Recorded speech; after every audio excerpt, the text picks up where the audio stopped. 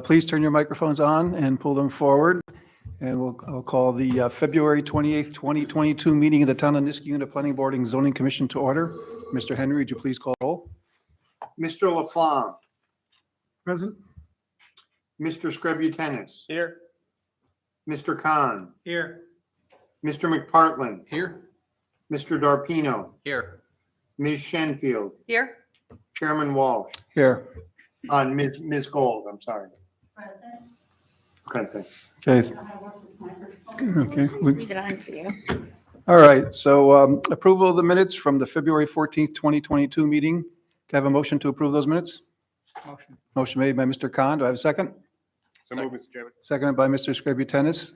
Any changes, corrections to the minutes? I have no comments or corrections. Anybody else have anything? Chris, anything? No? Okay. All those in favor of approval of the minutes from the February 14th, 2022 meeting signify approval by saying aye. Aye. Any opposed? Any abstentions? Okay. I'll abstain. You abstain? Yeah. Mr. McPartlin will abstain. Okay, but the minutes are approved with one abstention. We have no public hearings tonight, so we'll go right to privilege of the floor. Anyone wishing to be heard regarding any planning and zoning matters, come to the microphone and state your name and address for the record. Laura, do we have anybody online that wishes to speak or any email communications? So I don't have any emails, but if there's anyone online for the Ace Hardware and you wanted to communicate to the planning board, you would speak under privilege of the floor. If there's anyone online for that, Ace Hardware. No? Okay. Hearing or seeing no one, I will close privilege of the floor. We have no unfinished business tonight, so we'll move right to new business. Under new business, we have a couple resolutions tonight. First resolution being Resolution 2022-06, a resolution for site plan approval, including a special use permit to locate a daycare, Capital Kids Care, after school and summer camp within an existing place of worship at the Indian Orthodox Church at 1930 Hillside Ave. And I will summarize the resolution that's posted to our website, just the resolved that the Planning Board and Zoning Commission hereby grant final site plan approval to locate Capital Kids Care after school and summer camp within an existing place of worship at the Indian Orthodox Church at 1930 Hillside Ave, as shown in the site plan sketch received December 6, 2021, and a traffic routing map stamped December 19, 2021, subject to final site plan approval in the following conditions. 1, the planning office will review and approve any proposed code compliant signage, and that's the only condition. Do I have a motion for approval of this resolution? Motion. A move for approval by Mr. Khan. Do I have a second? So move, Mr. Chairman. Second by Mr. Screbutenis. Any discussion? We have the applicant, I think it's Ms. Brownell. Is she online tonight? No, but her business partner Kyle is. Okay, Mr. White, right? Right, yes. Mr. Wright.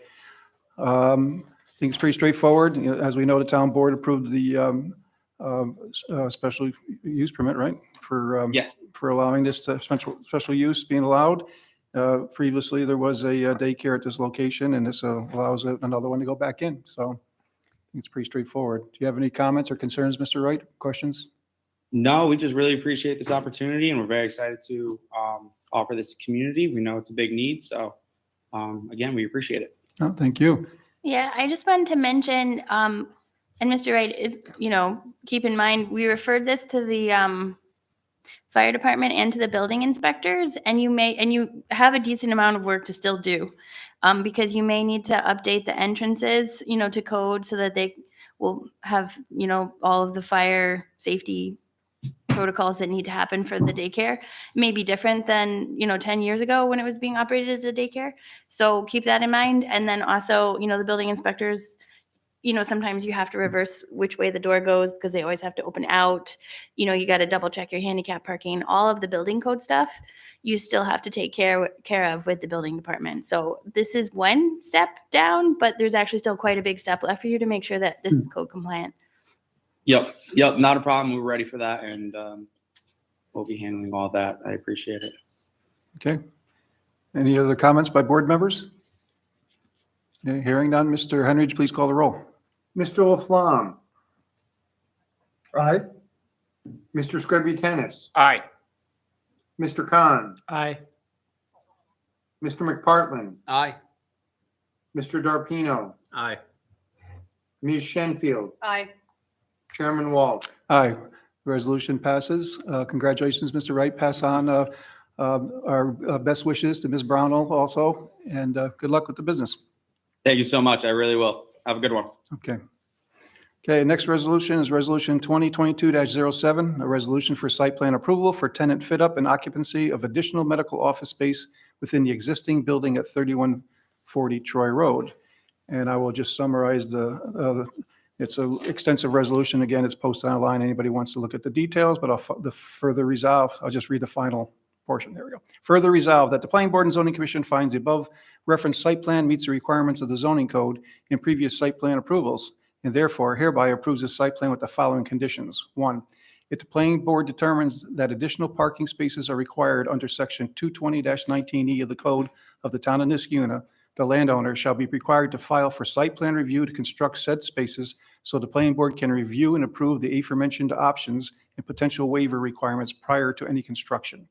2, no additional gross or leasable floor area can be added to this building beyond the 12,224 square feet reference. There shall be no future conversion of any unfinished storage/basement space. 3, all proposed new occupants of the additional medical office space approved via this resolution and any future change in tenant occupancy shall require site plan approval by the Planning Board and Zoning Commission. And finally, 4, signage prior to issuance of a building permit. The planning office will review and approve any proposed code compliant signage. Ms. Shenfield, I have a motion. I have a motion that we approve this as it's written and as everything that we've discussed last week or 2 weeks ago, we've been included in it. Okay, thank you. Do I have a second?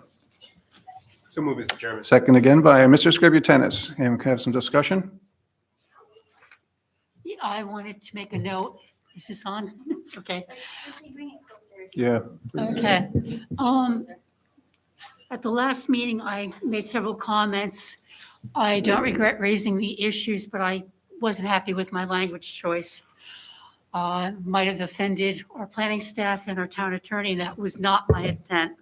Combination of a migraine and some frustration over some missing information. I still don't know how we got from approving an 8,000 square foot building to what's there. And I know the planner had mentioned that she remembered a file note, but apparently it's not been found. And I remember a discussion, but I don't know if it was at a planning board meeting or prior to one. But I remember talking about how the parking options, should they ever want to extend the practice, were very limited because there's not a lot of usable land left on the site. And it abuts, the site itself abuts a private road. And were there to be more parking going towards that, there would need to be a barrier. But I have no proof of that because I've been decluttering my home and getting rid of records. Because they were my private records, and the town has its own, including microfiche and digitized and everything else. But I did want to make it clear, I did not intend to offend anyone. Okay. Thank you, Ms. Gold. Any other comments, questions regarding the resolution? We have Mr. Trotta online. Yeah, I see Mr. Trotta there. Did you get a chance to look at the resolution? You have any questions or comments before we? No, actually, I went through everything and acknowledged all of the portions of the resolution and in agreement with them.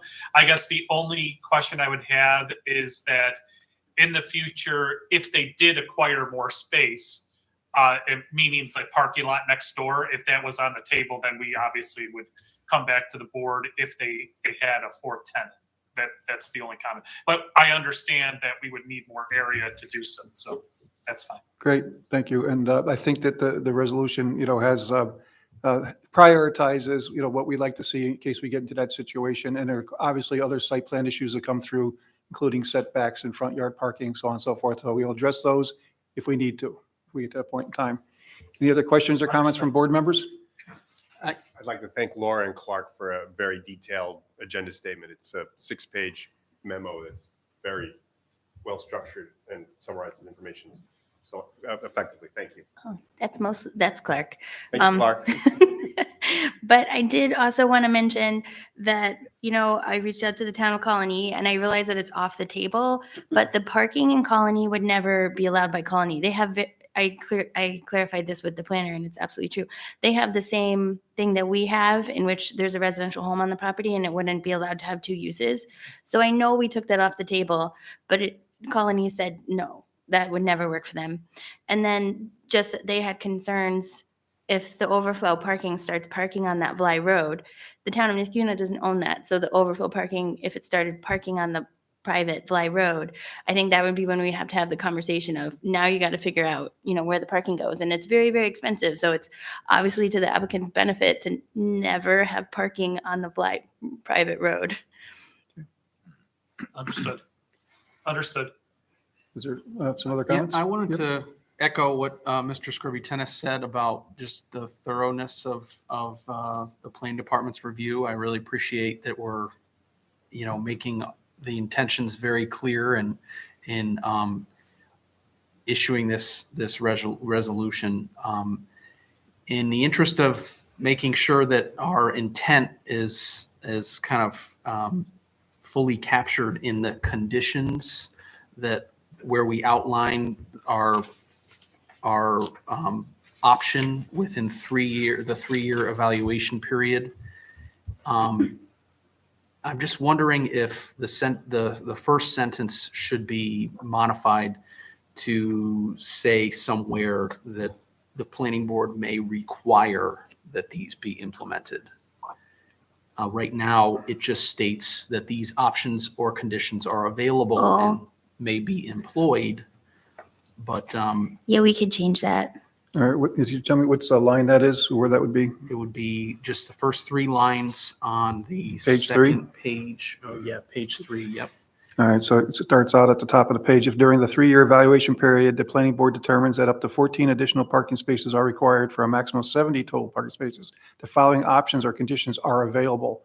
It may be employed either individually. So you want to change available to, I think we should change employed to may be required by the planning board, either individually or in combination. all right, Yeah, That's good.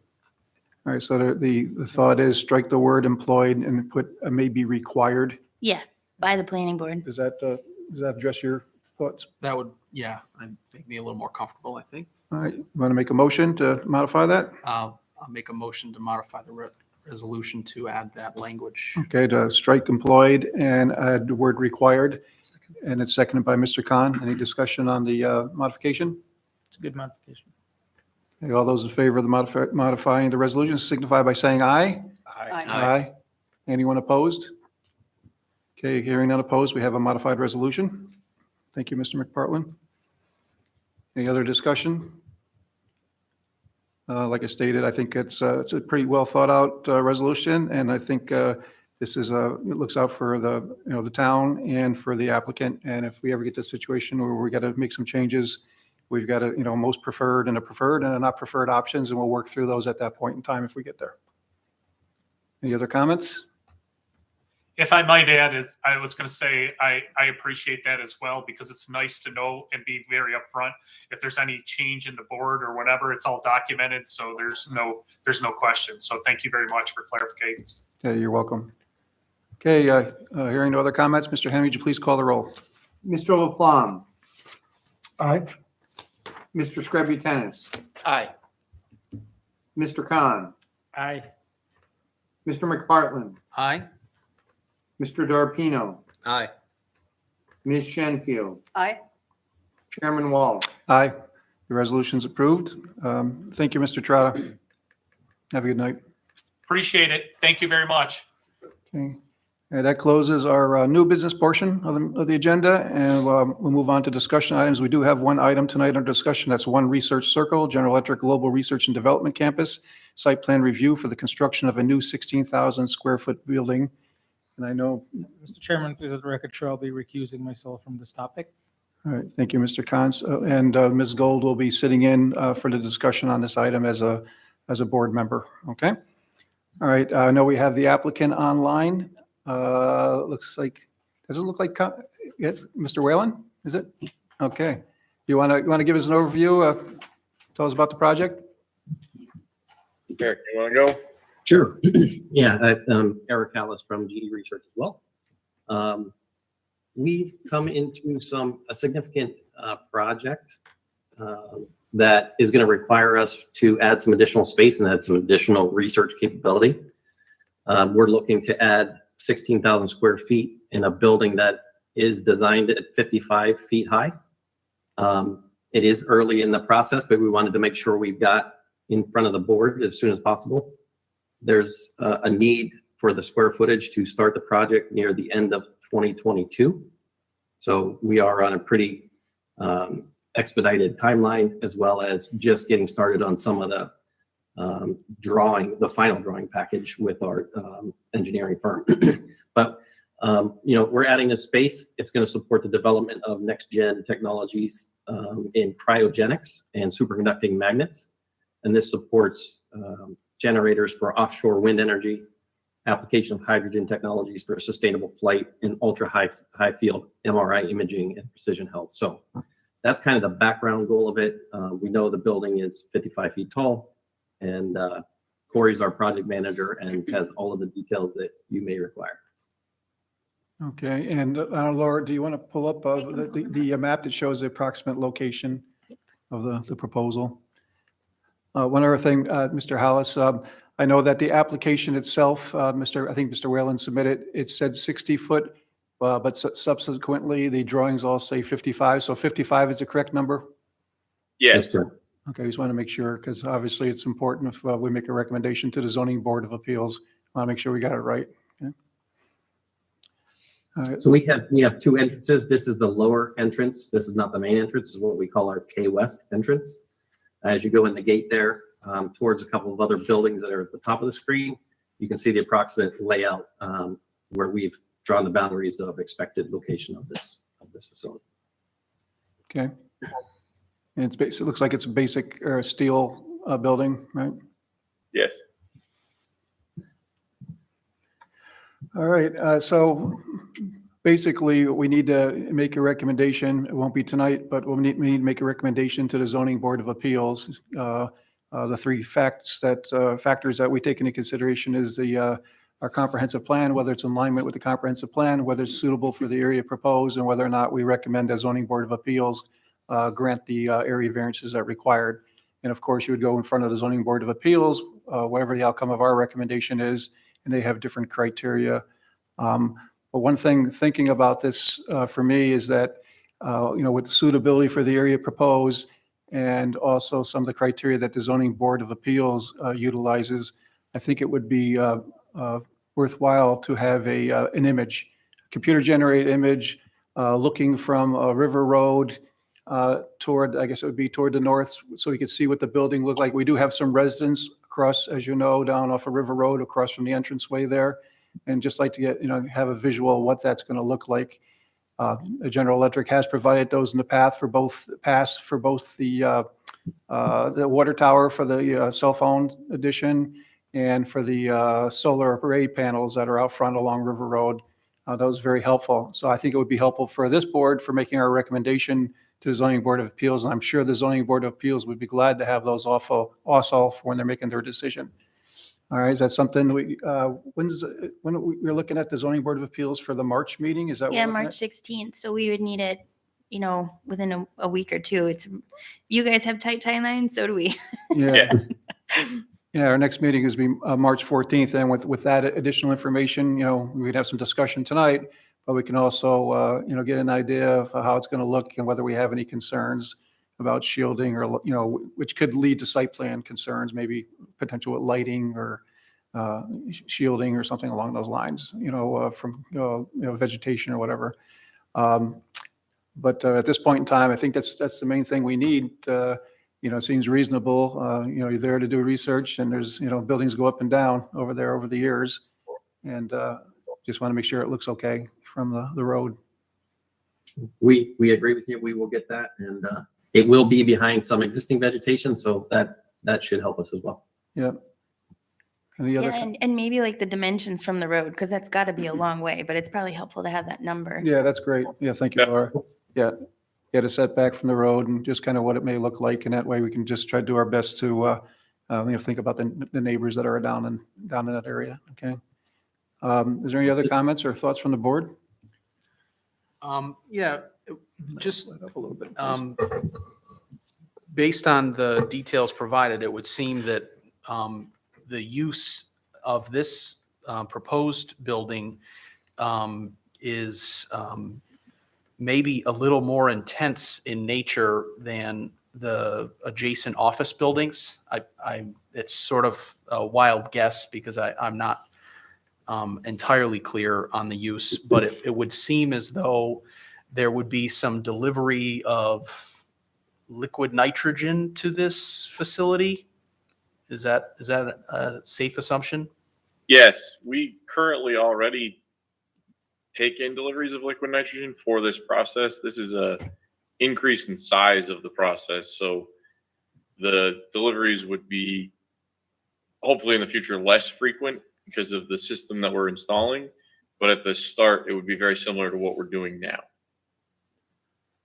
And that delivery, and perhaps even the coming and going of any waste product too, does that occur in as close of proximity to the office building and the general parking lot as it would with this proposed building? Yes, our current liquid nitrogen delivery is actually on the north end of that building, the office building that's to the right. So it's in the same general location. It would go in the same gate. There's no waste associated with the process, but the deliveries to and from would be in that same location. Okay. And some of that might be because you're actually going to remove a building after you build this one, right? So it's sort of like relocating a process on G that already is occurring to an improved facility. We do this process on site already. This is a larger scale for the process for the future of the technology. So we've basically outlived the life of the process that we have on site. We're building a larger process. The old process, once this is complete, will be decommissioned and demolished. And so we would see that with site plan, but obviously the timeline, the pressing issue is the height of the building. So like we would be making recommendation on the site of the building, but I think in totality for site plan approval, we'd be looking at the construction of this building. And then I think in your application, you mentioned maybe even 2 buildings coming down, right? Yep. So all of that would be included in a final site plan, which you guys should also include which ones are coming down. Definitely. Yeah, Do we need that for the zoning board discussion? No, nope, that doesn't matter to the zoning board. The zoning board's just gonna look at the 55 feet.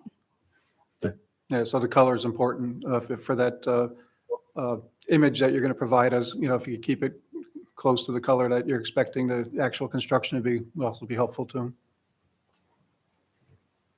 I was gonna say, this may be a question for the planning department. Maybe the applicant can answer, but what is the height of the closest building that this will be nearest? Is that the K West building? I'm not. Yeah. Yeah. Just 3 stories, so it's probably very close in height. Probably between J West building's probably 40 feet tall. Yeah. For comparison's sake. I compiled a list of area variances that we've looked at on the site. It's not out of character with some of the buildings. Like I think they've gotten everything from like a 75-foot height building down to like, a 35-foot height building. So I can check for you if the K West actually got an area variance. Okay. All right. Any other questions or comments to the board? I think it's pretty straightforward for tonight. We got the information, give us the visual, and the next meeting we'll make a recommendation to the Zoning Board of Appeals so that you can get on the March agenda over there. And assuming that you're successful at the ZBA, then you come back and we'll get into some more details for site plan to finalize that. Do you have any questions for us at all? No, I think it's pretty straightforward. Okay. I do also. And of course, we'll need a project lead. It would be nice to have somebody to help make the recommendations at our next meeting for this project. Okay. Any other questions from the board or comments from the board or the applicant? for tonight? No? All right. Guess we're all set for tonight then. You guys have a Thank good you. night. Okay, thank you. All right, that's it for discussion items tonight. And we're going to move right to reports. And Laura, you want me to turn that over to you? 3 items that you want to talk about, or you want me to read them off? Yeah, sorry. I think I can bring up that variance Okay. really quickly if I can, but you're so fast that I can't. I'm too Um, fast? Slow down a little bit. No. Yeah, okay, so I actually don't have a specific comprehensive plan update unless you wanted to add anything, David. We just kind of been, I know the next step we were gonna do is have a meeting with DART, which I haven't scheduled yet. Yeah, we wanted to have a meeting with Dart Strayer of the comprehensive, of the CAC board, and then also work with the planning department to fill in my first pass as to what's been accomplished, what's still in motion, what hasn't been addressed. After that, we would try to get that so that we could take a look at it and then just pass it along to the town board so they have an update of, what's been occurring over the past 8-9 years. And then put together some potential members for a committee. Yeah, and I've been collecting names of people who are interested. I know I heard from a couple of you guys. Feel free to, I've got those emails, but if you haven't emailed me, let me know. And then I've got a couple of people on other committees interested, and we talked about before, maybe somebody from the public would be great as well. Or somebody's. Yeah. And then that would go to the town board for a resolution. Yeah. Committee and all. I looked at what we did in I think we actually started the process for 2013 and 2011 or 2012, around there. But yeah, they actually formally designated a comprehensive plan committee with appointees. So I think we would do something similar again. It makes sense to me. And they did the times before that, I recall as well. They did that as well. Yeah, it makes sense. Okay, how about planning department updates? So, nothing super pressing. We did think that Rivers Ledge's senior center building was going to come on tonight, but they did say that they weren't ready. Clerk can jump in there. We were communicating with them. It sounds like they're doing a pretty big redesign. So I'm not even sure if it'll be the next meeting. So anyway, they're working on it. They're in a holding pattern on that. That was the other thing that we thought was going to be on the agenda tonight, but it's not ready. Laura, was it an additional redesign to the reduction to 60, or just? I think it was more facade redesign. Was that your impression, Clark? I believe so. I don't really know a whole lot about what their redesign is. They haven't really shared much of that with us. But they're very particular about their landscaping and their facades. So Yeah. it's more likely facade. I think that they're still working through their Army Corps permits, but they had reduced it down to by a sizable amount. So I don't think their Army Corps permit is a heavy lift anymore. So. Laura, you had mentioned for the privileges before Ace Hardware. Oh yeah, so Clark has been working back and forth with Ace Hardware. They did ask for the meeting contact info for tonight, so I had thought that they might be on, and I just wanted to make sure they knew they could speak under privilege of the floor. Clark's been working with them on some things, like I think that they were tentatively agreeing to turning the lights off right now when the store closes, and then buying a dimmer that would keep them kind of like relative to the ambient lighting. And then Chairman Walsh was saying like maybe we could time it so that they turn off with the sign. So dim them down and then have them turn off with the sign, if they're willing to do that. But I do think it's not actually a code violation for them to be having those Christmas lights. So what they're doing with the Christmas lights is voluntary. So we're just working with them on what can be done and what they're willing to do, to the best of our abilities, because they've been good to work with. Yeah. Yeah. They don't look like Christmas lights. Well, yeah. No, They're patio lights, right? patio they're lights. patio Yeah, lights. it's not really Christmas lights.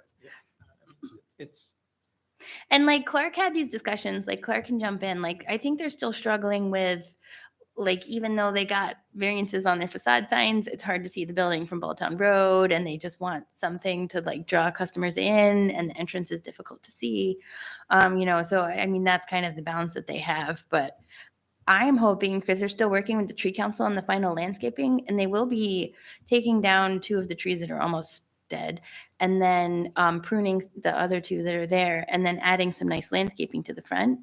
And that may give it the pop that they need without having to have the patio lights. So there's still a couple more steps that need to happen on that project before it's, finalized. Right, and I mean, rationally, it's an extremely big light wash in the middle of the night. Yeah, and I mean, so what we were saying, Kevin was asking me about that when I came in, was it could be a code violation. Like the patio lights themselves are not a code violation, but if you go to the boundary of the property and the lumens are too high, then it's a code violation. I don't think that we have a luminometer or whatever they're called. So that would be, so it's nicer if we can just get them to work with something that makes sense. Yeah, so I urge everybody to drive by and take a look so they can form their opinion. I have not gone by yet, because I just kind of new discussion, so. Actually, you can drive by and try to not take a look and see what. Yeah. I mean, it's definitely bright. Yeah, it's bright. Well, I'm the dissenter. I love the lights. Yeah. I like It's a dreary part of the road. And I think it adds a lot to it. But That's my they opinion. definitely don't need to be on at 1 a.m. Like there's, Well, probably not. yeah, because Yeah, it's There's- there's perfectly fine. It's just nighttime. It's just, I mean, Yeah. there's a few houses right across the street. I'm surprised they haven't said anything. yeah, we haven't gotten any complaints, but like timing those lights to the signs and having them be dimmable so that they're not as bright as possible seems like a good compromise to me. Okay, well, let's all take a look and that way we have some further discussion. If it comes up, again, I haven't had the opportunity yet personally, so. Yeah, Clark's been spending a lot of time going back and forth with them. Okay. Thank you, Clark. We'll get there. I'm sure we'll come to a good solution. Or happy medium, whatever. We'll get there. All right, let's see. That was it for planning department reports, Laura? Yeah. And this COVID-19 updates? Yeah, I mean, basically just what I said in the email, like you're welcome to continue wearing your mask if you are comfortable doing that. I think it's still recommended in New York, but I'd say that the norm, now is probably that you don't need your mask. And then I appreciate that you guys made an effort to attend in person. I think that it's really good to have the virtual option, but if you can try now to start coming in person, it definitely works better. I mean, obviously for applicants that are in Rochester, and I believe actually at least one of the guys in GE was in another state. So like that works great. But if we can try, unless we have, a circumstance to be in person, that would be helpful. Great. Laura, can I ask, before we move on, can you give us the latest state of play with the Miller Brothers application? I guess they filed suit. Well, I'll let Elena do that one. Yeah. So they did. They filed an Article 78 proceeding against the Zoning Board of Appeals. The next step would be, because our insurance carrier doesn't handle those, so I'll be handling it personally. And I did speak with their attorney. We're getting an extension because with an Article 78, we basically have to put together quite a bit of information. It's not just a standard answer. So they are agreeing to give us some time, or give me some time to do that. And then it's a pretty quick proceeding compared to a lot of other lawsuits. So we should have some decision by the court later this year. And Alana, is Article 78 by definition, is that arbitrary and capricious standard, or is there, For the- that's their standard? Yeah. It's the court's review of an administrative decision. It could be process or arbitrary capricious, but I think they filed arbitrary capricious. They did. Yeah. Thank you. Okay. So that we won't see that again until there's a resolution with the court, most likely. It depends on what the resolution is. Obviously, if the court decides in our favor, then you won't see it again. If the court does not decide it in our favor, then it'll go back to the Zoning Board of Appeals, and they may render a different decision, or they may render the same decision on different grounds. I guess it just depends on how that plays out and what the reason, if it does come back to us, what the reason for it is. Thank you. Yeah, thank you. All right, let's move on to commission business. If you have any other questions for Laura, you can do that during commission business. Ms. Shinfield, do you have anything for us? Nope, nothing for me. Mr. DiArpino? Yeah, the Architectural Review Board had a meeting. We had one application that we looked at that was an outbuilding on a residential property that had some setbacks and height issue, and I believe was built without a permit, very visible from neighboring properties. So the Architecture Review Board made some recommendations to try to relocate and harmonize that building and try to work within the confines of what the building permit application ultimately became. So it was a sort of a reactionary application as opposed to one that we work with during process. This was, Well, from the building permit side too, right? Correct. So it got built without a building permit. If it had submitted a building permit, then it wouldn't have been reactionary. Hopefully. yeah, so we passed along some recommendations and then it's really now in the building department's hands. I'm sorry, you said this was residential or? Correct. It was be considered a pool house.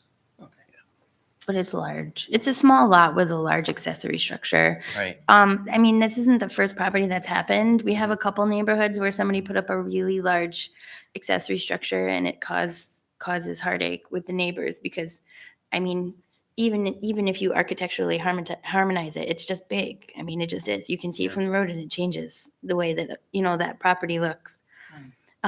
So I know, and maybe I was just reading Clark's notes on that. Like one of the things the Architectural Review Board thought about, right, is if the structure is bigger, then the setback becomes larger. So like graduating setbacks or something like that to maybe help with some of those things. All of the structures, this one isn't in compliance the way it's built now. When it gets moved and brought down, then it'll technically be code compliant, even though it's still very large. We've had another one that's code compliant. And it is just completely code compliant, but they're big. So this requires resolution, so it doesn't have to go to the zoning board of appeals? Right, because he's going to bring that structure into code compliance. Correct. But it was really helpful to have the Architectural Review Board look at it. Because a lot of times when people do these projects, which David's talked about before, it's like maybe their first foray into a project.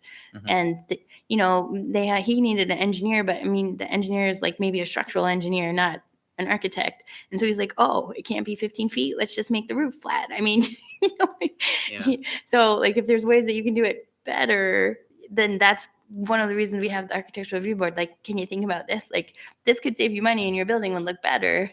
So that was hopefully what he took from that meeting. Yeah, and part of the structure wasn't compliant with the plans that were finally, I guess, submitted. And so we made comments on that, no fenestration, windows facing adjacent properties, blank facades, landscaping was lacking in certain areas. They looked like there was a pergola being built, like a canopy, open wood truss canopy off one side. So, and then because of the configuration of the site, it becomes very trapezoidal and it's hard to see where if they're going to move it in and they're going to meet the setbacks, then the pool would be very small. So I think the original intent obviously was to place this on the rear corner of a property to maximize the space. And the owner apparently has other options he's trying to explore to squeeze it all on the site. So, yeah. Thank you. So sadly, I had to miss that meeting, but hopefully he's listening to the Architectural Review Board and we'll keep you updated on that one. We'll find out next month. Dave the Hammer. Anything else, Dave? That's it. Okay, Mr. McPartlin? Nothing from me. Mr. Khan? Just briefly, any updates on the drive-through restaurant at the old Key Bank? No, that hasn't come back to us. We did reach out to the city of Schenectady. They had a conversation with the applicant as well, but they really had even less information than we did. And they would be happy to do a coordinated review, coordinated seeker. They're more than willing to work with us, but they don't have any more information than we have. In fact, they weren't even given a true map. Like we had to give them the map that we got. So. I hate to prolong our meeting, but I just wanted to ask, I saw in the paper the historic regulations put forward to the town board, the proposal. Got a top line summary for us. I'm delighted to see that. Yeah, we started to run out of time on them a little bit because we've had some calls to demolish a couple, like just because some of them I think are on the market. And it's like, can I take this historic home down? So we wanted to get a historic code in place before the construction season starts. So I know the last thing that the planning board had mentioned is that Dennis was going to be working with Paul Briggs on trying to incorporate the ability to say no to the historic code. And the CAC also had those same concerns. So Elaine and I discussed that this morning, and we did come up with a addition that has that in there. So hopefully by the public hearing, that'll be in there. And then I can give that as a copy to you guys to look over and give me any comments if you'd like. And it will be posted on the town's website too. All right, thank you. Okay, anything else, Mr. Scrivener? I've said enough. Mr. Laflamme? No? Okay, thank you. The other thing I got is a question. I know we have an alternate position open. Any interest at all in that? So, I mean, we put out a fairly extensive email blast trying to get applicants. I believe we only got 3. So the supervisor's taking a look at those, and I think she'll be putting forth a recommendation, hopefully at the next board meeting. So Good. hopefully we should have an alternate, second alternate by the end of March, I Yeah, think. probably April, yep. Yeah. Yep. Good. That's the only question I had. Good, go ahead. Oh, I'm sorry, Ms. Gold. We got, Yeah, I have a question. I don't expect an answer tonight, but it's a procedural thing. Because we've done notes to the file on a number of occasions. And given the difficulty in locating that one, I'm wondering if that's a procedure that should be reevaluated. If we would be better off with either an amended resolution or an addendum to a resolution or something else. So it gets filed with the resolution. And I just thought maybe the planning department and the attorney and the planning committee would want to consider that aspect. Yeah, we can look into that. It's very weird. You wouldn't think I would make that up in my mind. I'm But sure I you cannot saw find it again. something. I cannot remember where my discussion was. I think it was on the record, but I'm not even sure of that. But I know there's something more there, and it just frustrates me that we can't find it. Yeah, it frustrates me too. I looked again, even an hour before this meeting, I was still looking. However, on a related note, I think, Alina's conclusion and opinion Stands. should actually, it'll be not just existing in email, right? It should be. We can put that. I yeah, it mean, should be printed and put in the file. Yeah. you know, if it's there's kind a of hard like, file. it frustrates me that I can't find something that I remember reading, but regardless of finding that note, even if it, had been, there was a note that said, don't go beyond 8,000. I mean, they're coming back to planning board to go beyond 8,000. So like, that's the right process for them to be in. It's just annoying that I can't find all of the original But I think information. it was very clear, right, what the attorney did, so let's just. Yeah. Right, but I put it think in what the- Leslie's saying is that, opinion aside and, whatever issues that she had with it aside, from a process standpoint, she's looking for something maybe more concrete that sets forth exactly what would become part of the resolution. So maybe it's a resolution with certain attachments, and those attachments being the memo and any legal opinion or whatever the case may be. But correct me if I'm wrong. Is that more or less what Yeah, you're I saying? think the resolutions get filed in more than one place. They get filed with the clerk, and they get filed in Laserfiche, and then we keep copies of them. So yes. But I think our file notes only went to the file of the particular application we were looking at. And that makes it more likely that it won't be found. Mhm. So I was just wondering if there was a better way of handling it so we don't run into a situation like this in the future. Well, I'm a bureaucrat, retired, but I'm still a bureaucrat. And missing records drive me nuts. Yeah, me too. But some of the things that we can think about that we might have learned from this too, I know Clark had talked to Ray Trotta about this, is taking a look at our parking requirements because they are so different, maybe from the national standards or the New York standards. Just take a look at that.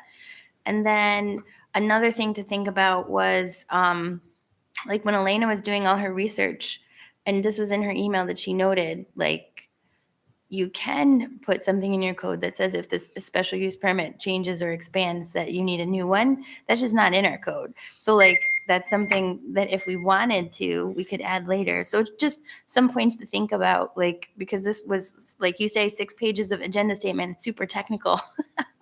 And it really gets us into the super details of parking requirements and special use requirements and all of those things. So when we dive down our road and we see what we have, it doesn't mean that maybe we couldn't adjust it in the future if we wanted to, or the town board wanted to. Those are some lessons learned.